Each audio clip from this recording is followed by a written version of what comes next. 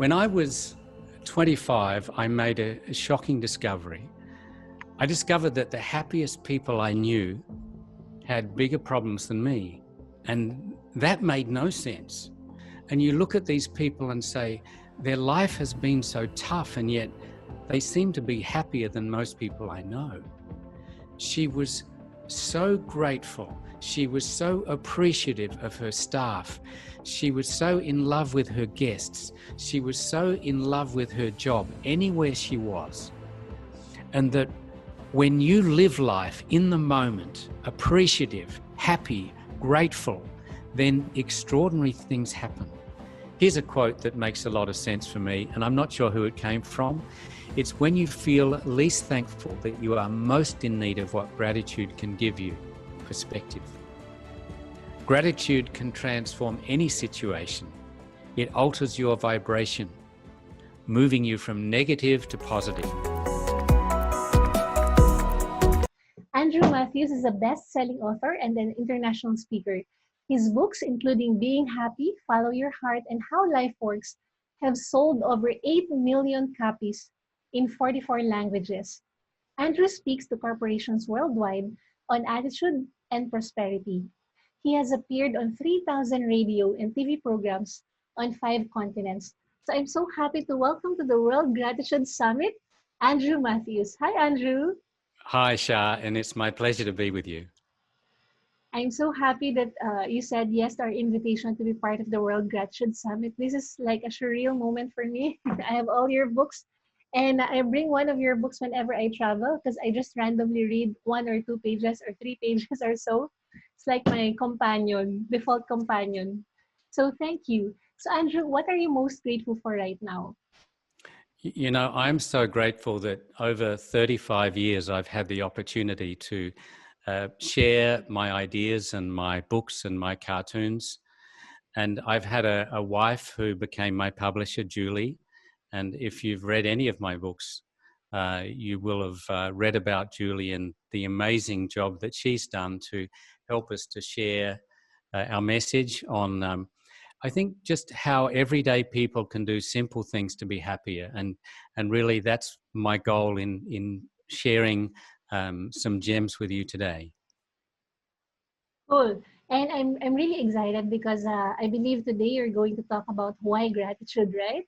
Mm-hmm. And what's amazing about our session is that I won't just interview you, but you'll actually share the cartoons that you're known for. Yeah, I thought rather than just do a straight interview, that we could do a little presentation, so that I'm going to be sharing my cartoons. You know, not only in my books, but for years people have been saying, Andrew, you should put your cartoons on Instagram.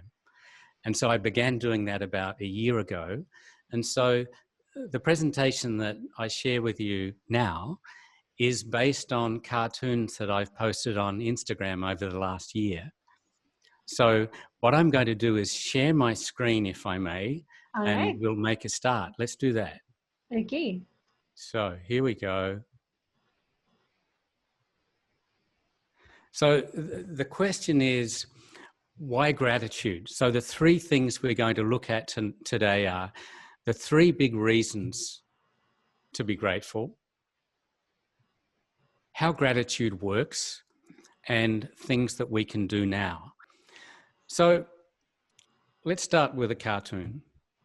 When I was 25, I made a shocking discovery. I discovered that the happiest people I knew had bigger problems than me. And that made no sense. And maybe you've discovered something similar, that you've come across people who have been through tragedy, or they've lost loved ones way too soon, or they've gone broke, or they've bounced back from cancer or other illness.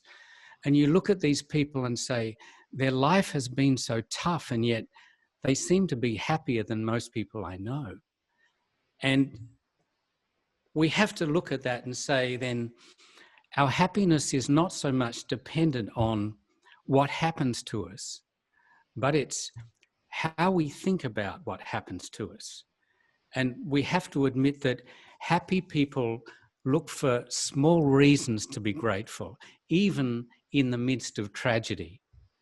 And that if you say, when my life gets better, then I'll be grateful, you never will be. And to be grateful, you have to look for reasons to be grateful, and that leads to more happiness. And so I thought I might start sharing about some things that I've learned about gratitude from my wife, Julie. I won't take any opportunity to share a picture of Julie. That's Julie presenting. So finally, I saw the picture of Julie. So Julie is my publisher. She's the reason that our books are in 44 languages at the moment.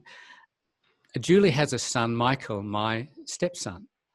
And when Michael was 18, he was handsome and ambitious and smart. And he had a massive car accident. And the ambulance brought him to the hospital and they declared him brain dead. I can only imagine what it must be like for a mother to be told, there's nothing we can do for your son. The surgeons decided that they wanted to donate Michael's organs. And Julie said, no, my job is to save my son. And that's a very long story. But the fact is that Michael survived, severely brain injured. He suffered short-term memory loss. He was paralyzed down his right side. And we spent about 25 years helping Michael to speak again and helping him to walk better and helping him to learn his address. Michael now lives in his own apartment about 2 minutes away from us. But Michael is still severely brain injured and disabled, and Michael will never have a regular job. Michael's schoolmates are now, well, they're businessmen and they're tennis coaches and they're pharmacists. And, you know, Julie had the same dreams for Michael. And people will often say to Julie, how do you deal with having a severely disabled son? And Julie's answer is always the same. She says, Michael is a beautiful soul. He is kind and he is generous. And he's a beautiful man. What she's saying is that we focus on what we have. And what is the alternative? Do we want to be angry? Do we want to be bitter? So that is, I guess, that my first thought on gratitude, even in tough times, that happy people decide I'm going to focus on what I have, and unhappy people focus on what's missing. And so a central theme for this session is really this cartoon. It's not how much you've got, but what you focus on. And you know, whenever I do a newspaper interview or a magazine interview, they'll always say, can we have some of your cartoons to include in the article? And so my office will often send like 10 or 12 cartoons. And the cartoon that they always seem to choose first is this one. If only I had her figure. If only I had her diamonds.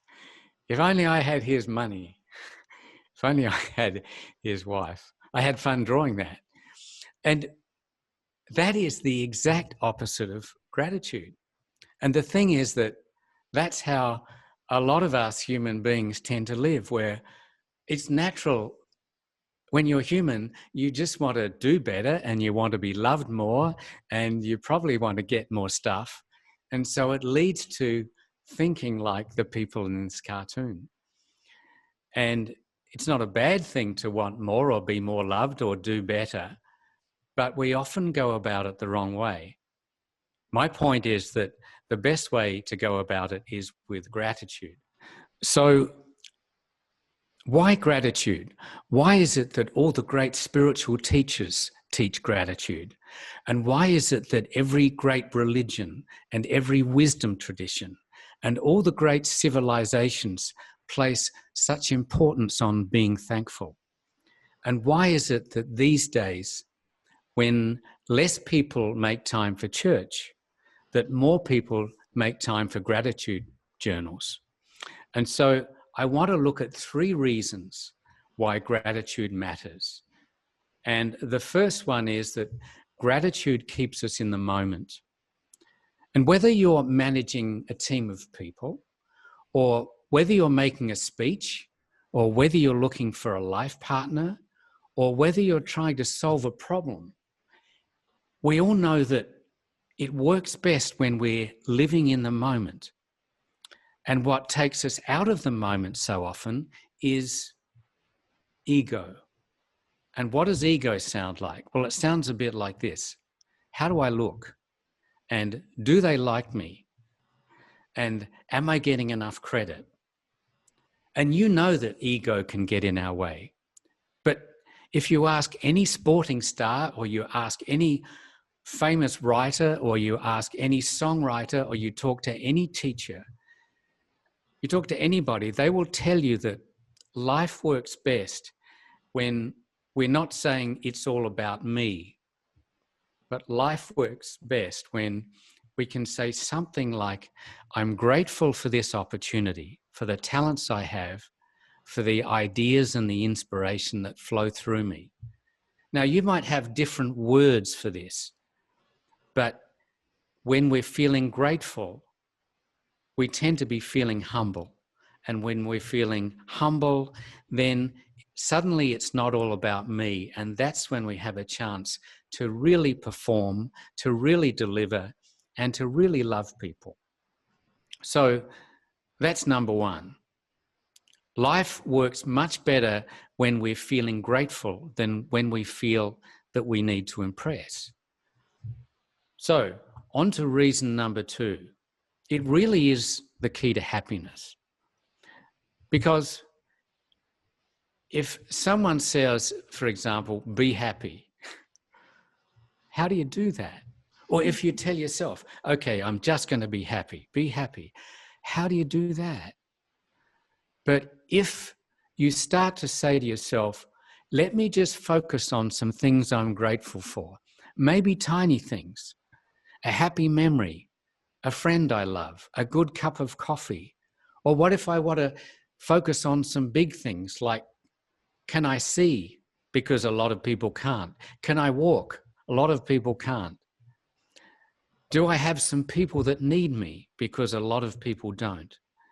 Then immediately we start to feel happier. So the really good news, and you can try it if you want, is that you can't be grateful and unhappy at the same time. And so the more that we look for good things, and life is really about, and the quality of our life is about the questions that we ask. The more we look for good things, just the more happy we find ourselves. And another thought on happiness is that we're in the middle of a global pandemic. And I'm not talking about COVID-19. I'm talking about the entitlement pandemic. And you may know people who have the idea that I deserve special treatment and I want it all and I want it now. And well, that's what it looks like. And it even infects younger people. And the symptoms are that we think that we're the center of the universe. And it's the attitude that I deserve a job and I deserve people's respect. And entitlement is the fast track to misery. And when you feel entitled, nothing is ever enough. And the cure for entitlement is gratitude. So, something else about gratitude. Gratitude makes us a magnet for opportunity. And you will have probably noticed that life reflects back to you how you feel. For example, when you're feeling fearful, you tend to attract things that scare you. And when you're leaving your house feeling angry, you tend to attract other angry people. It's just how life works. I can't fully explain it, but you get it and you know it. And also, you know about when you're feeling desperate. When you're feeling desperate, nothing works. What about if you're desperate for someone to love you, or if you're desperate for money, or you're desperate to sell your apartment, or you're desperate to get a promotion? Nothing happens. Desperation is a killer. So then we ask ourselves, what is the opposite of desperation? And it's got to be gratitude, where we move from a position of, I absolutely have to have this or I'll die, to the attitude that, well, I'm really happy with what I've got and I'm not desperate for anything. And as soon as we're not desperate, everything turns around. So we say, if desperation repels opportunity, then gratitude attracts opportunity. So the trick is that to do better and have more and be more loved is not to wish we had more, but to focus on what we already have. And gratitude is really the shortcut to the life we want. So I want to share some case studies with you. And the first case study is my neighbor, Caroline. When I was in my 20s, I had this neighbor, Caroline. She lived up the hill from me, and she was always happy, and she was like always grateful. And she loved her job, and she was really appreciative of her friends. And she lived in this little house, and she had this little mini miner, and she used to drive around in this little car with her dog, Jennifer. She was the first person to ever explain to me that happiness is a choice. And she was so appreciative of everything. And at that time of my life, she probably seemed just slightly weird because she was just so happy and so grateful. And she must have been close to 40 when she started working in the hotel industry. And before I knew it, I heard that she was managing a exclusive resort in Western Australia. And I thought, well, how did that happen? Anyway, soon enough, I hear that now she's left Western Australia. She's now managing a 5-star hotel in the Himalayas, which she called the Himalayas. And it's a hotel, it used to be a palace. And so apparently this is what it looked like. And I'm thinking, how does that happen? And then I get a phone call from Caroline. Like, it was probably a couple of years later. She said, guess what? I'm now in northern Thailand and I'm managing this exclusive resort, and they have a beautiful elephant camp. And she said, you can bring Julie and you can become an elephant trainer. You can. So Julie and I pack off, we go to Thailand, and I became an elephant trainer, and that's my certificate. But soon enough, Caroline leaves Thailand, and then she's on the Great Barrier Reef. And I get a phone call. She says, I'm managing this resort, Lizard Island. She said, can you come to Lizard Island? It's an exclusive 20-room resort on this beautiful little island in North Queensland. And can you give a presentation to my staff? So I said, well, I can do that. What I noticed about Caroline is that she spent 30 years managing the most beautiful properties all over the world, and she had no training in hospitality. She never once applied for a job. People would just call her up and say, can you come and manage my hotel? And she never ever had a CV. So we say, who does that? But when I would stay in her hotels, this is what I would notice. She was so grateful. She was so appreciative of her staff. She was so in love with her guests. She was so in love with her job anywhere she was.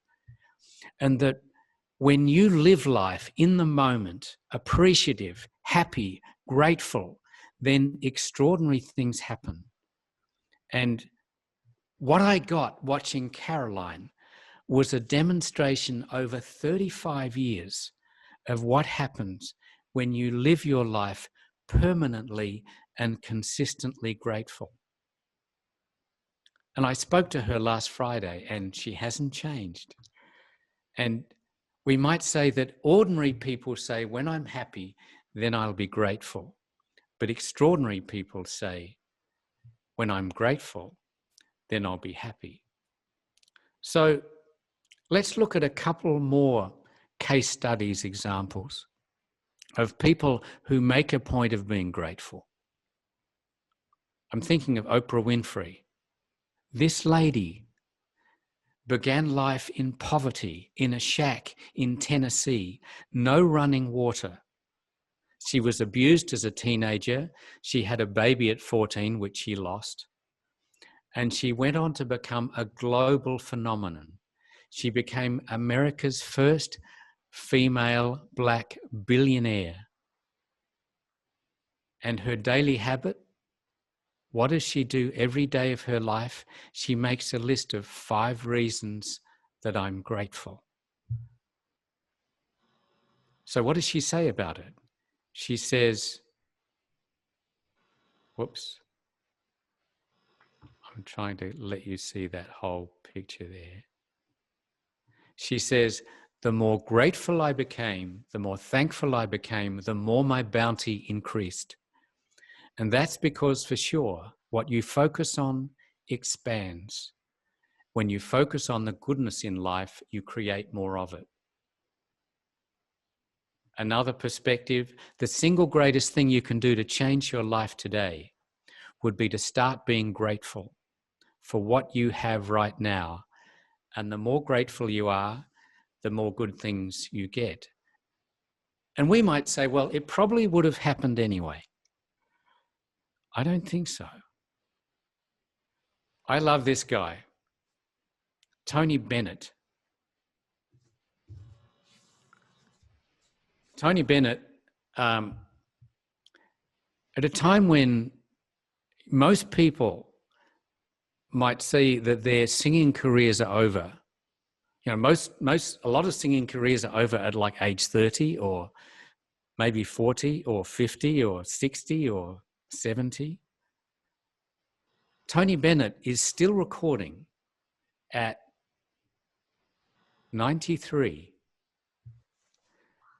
And not only by himself, he records with the greats, Andrea Bocelli, Michael Bublé, Willie Nelson, Elton John, Sir Paul McCartney, and even Lady Gaga. Have you ever seen a Tony Bennett concert? Tony Bennett spends so much time sharing his thanks with every member of his team, sharing his appreciation and his gratitude with every musician on stage, thanking the audience, thanking the songwriters, thanking everybody, just being so grateful for his entire career. He appreciates everything and everybody. I met Tony Bennett in France at an airport.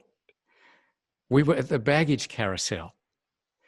And I said to him, has anyone ever said to you, you look a lot like Tony Bennett?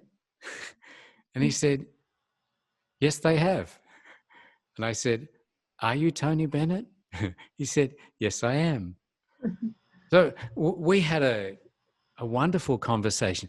Tony is a very accomplished artist. So we talked for a while about painting, and then he went on his way. And the thing about Tony Bennett is whether he's in an airport at a baggage carousel or whether he's on stage, that guy is a gratitude machine. And he never stops talking about how lucky he is and how many wonderful people he has in his life. So you say, well, if I'm consistently grateful, will I have a slightly more extraordinary life like Caroline or Oprah or Tony?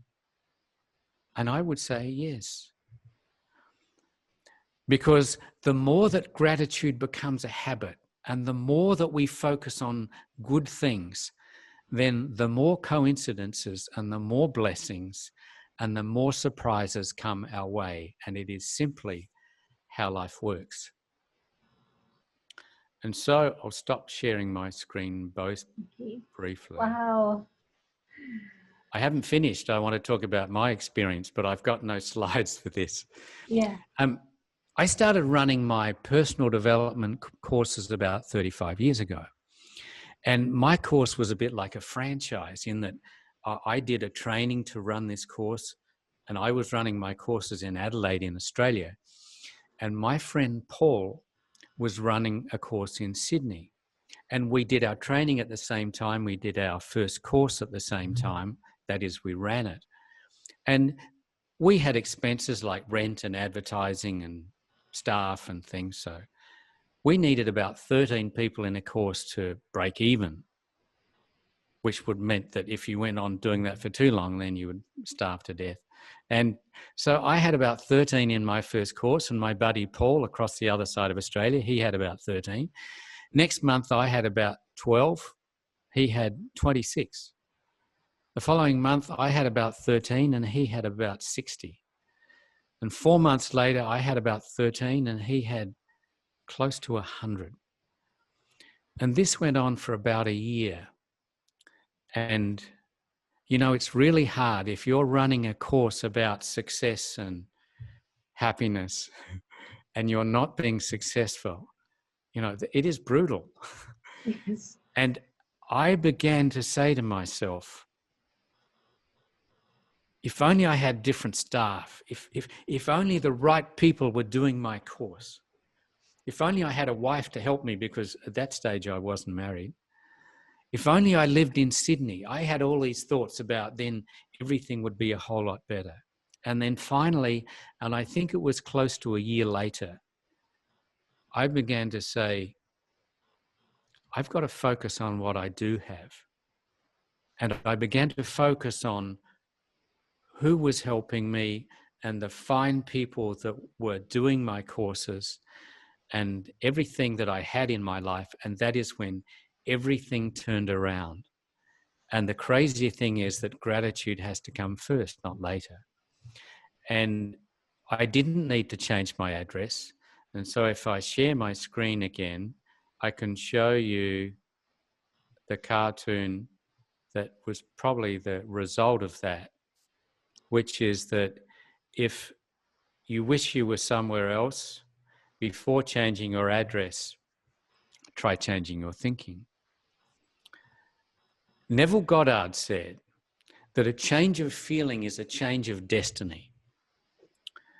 And the feeling that changes everything is simply gratitude. And Shah knows that, and that's why she's created the World Gratitude Summit.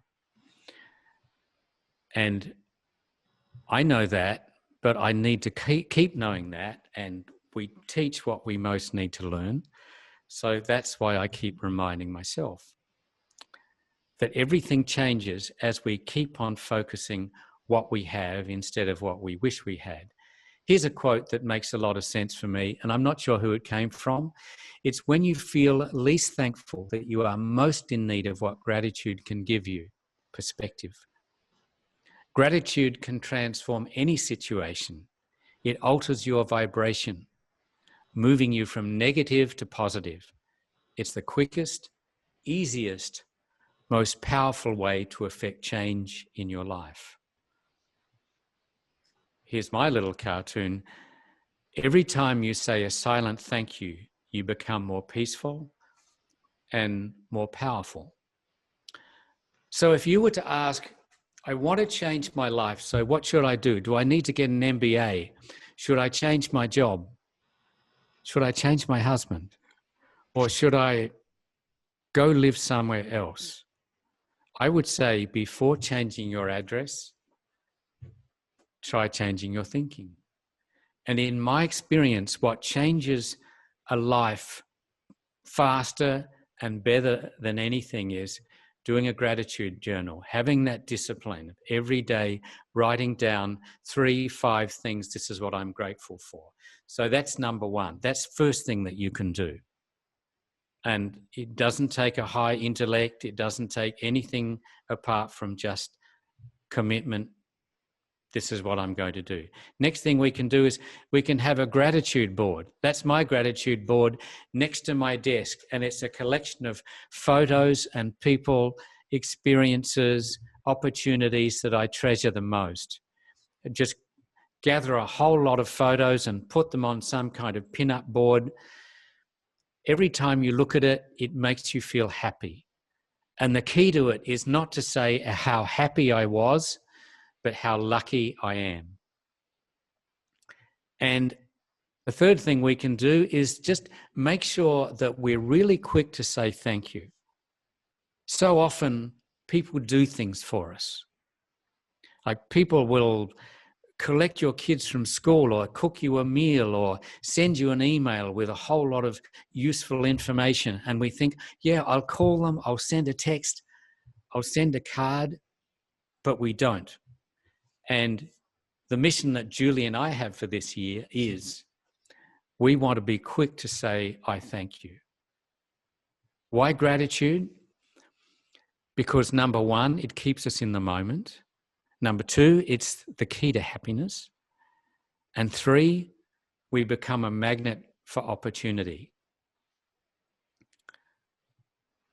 To have a beautiful life, you don't have to be educated or clever.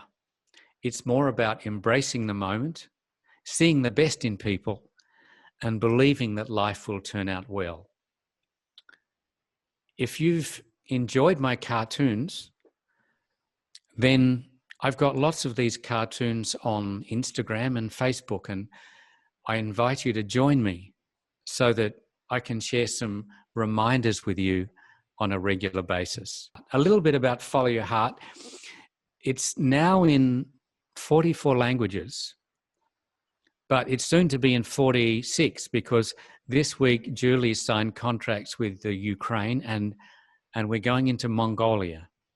Wow. And I like to listen to books that are read by the author. I just feel it's a bit more meaningful. So when we set out to do an audio book of Follow Your Heart, I decided I've got to read that for you. And so that's what I've done. And almost every day I get an email or a message from someone in Moscow or Mexico City or Mumbai, and they say, you know, I read Follow Your Heart and it really helped. So I think you'll find it useful too.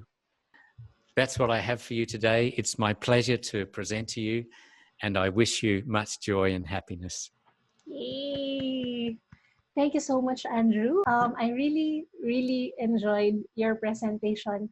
Not only because I have read all these books of yours, I have the audio version of some of your books as well. And so a lot of things resonated with me. I like what you said, that the more grateful a person becomes, the more humble he becomes as well. In my years of experience interviewing a lot of people on gratitude, I really see how humble they are. And what I really appreciate about you, Andrew, is that who you are on stage, who you are in the books that I have read, is the same person that you are in private. The voice is the same. The energy that you give is the same. When I read your book, it's like you're just talking to me. We're just talking one-on-one. And it's the same while you were doing your presentation a while ago. So I really see the authenticity. And I believe that this is one of the reasons why you are enjoying the kind of success that you have right now. So thank you so much for sharing with us the 3 reasons on why gratitude, and also the 3 tips on how we can practice gratitude more. Gratitude board, I love that. When I read that somewhere in one of your books, I created my own gratitude board as well. So here at home, I have gratitude boards, And also, I have gratitude photo albums. Yeah, so thank you, Andrew. Gratitude boards is a quick shifter of mood. If you're feeling a bit down and you look at it, yeah.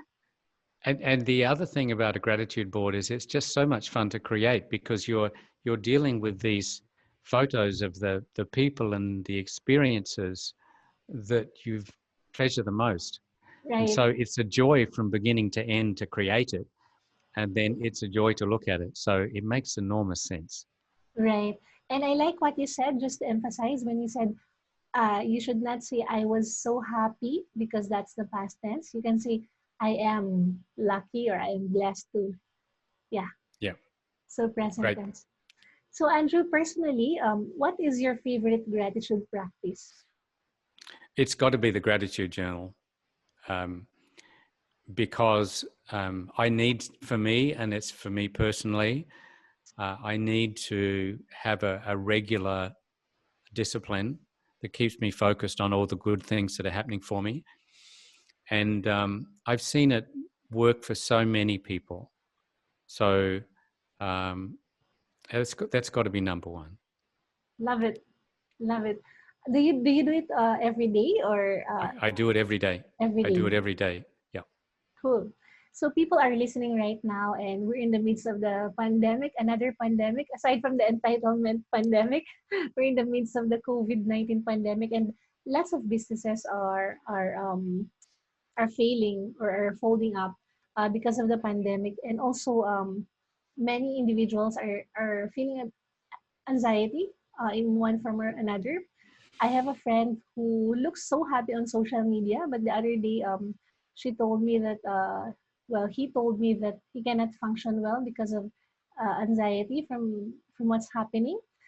So, if there's one thing that you can recommend on what they can do to shift from being anxious to being happy, maybe what is that one gratitude practice that you can recommend? Well, the overall approach has to be that we stop worrying about how we're going to handle the next year of our life, and we have to.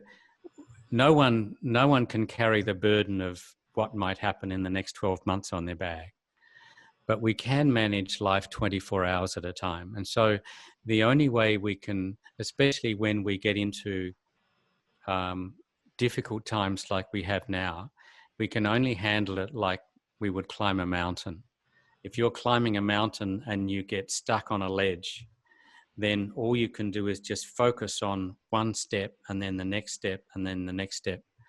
And eventually you realize that the worst is over, but you got out of that predicament by getting very focused, not even 5 minutes at a time, may even be 5 seconds at a time.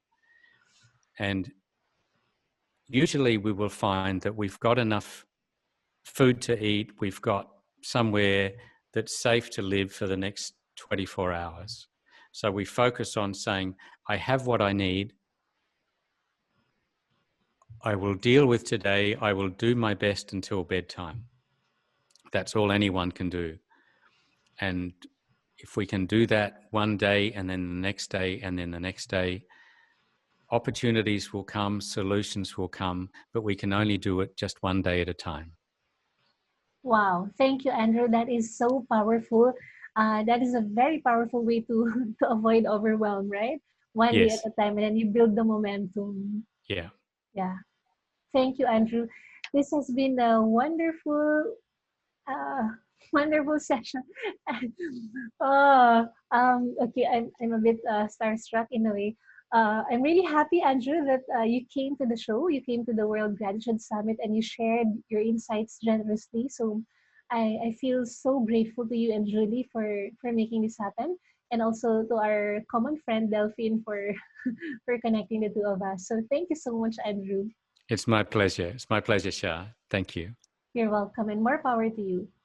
Thank you for tuning in to the Fearless Possibilities Leadership Podcast. If you enjoyed this episode, I have a small favor to ask. Please like this video and subscribe. It's a simple way to help us reach and inspire more leaders. Okay, I'll give you a few seconds to do that. Done? All right. Thank you so much. Again, this is Nacino. Stay human and keep unlocking possibilities. See you in our next episode.